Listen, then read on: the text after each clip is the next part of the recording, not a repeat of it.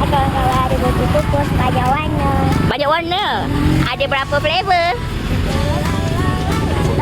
Tu ada berapa, cuba kira. Ada 4. Betul tak? Betul tak 4?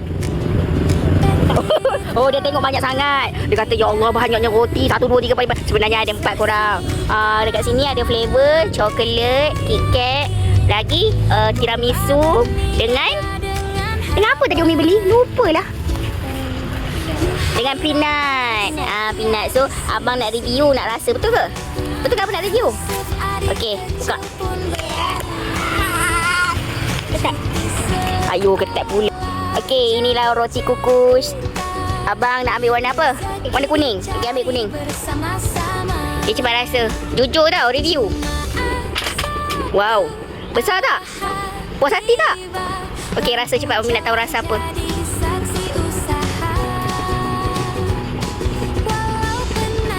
Rasa apa?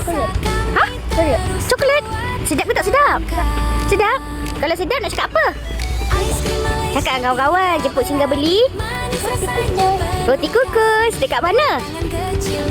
Buat sikit tengok. Pada CBD. Siapa yang nak rasa roti kukus yang banyak flavor? Banyak tak flavor? Banyak. So korang boleh datang dekat Padang CBD. Rasa lagi. Mana tengok inti dia? Tengok. Nampak dalam tu ada inti coklat. So kalau korang nak rasa tiramisu, keladi, banyak. Ada berapa flavor? Ada 25 flavor. Awas, sedap korang. Kalau dapatkan roti kukus yang viral ni, sedap. Datang kat mana? Ada sini. Padang CBD. Jemput Singgah.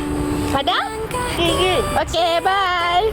Impian besar jatuh bangun kami belajar dengan doa dan sokongan, insya Allah kejayaan datang.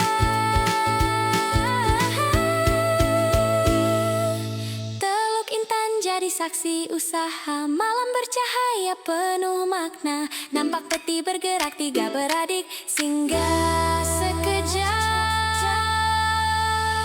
maniskan cerita.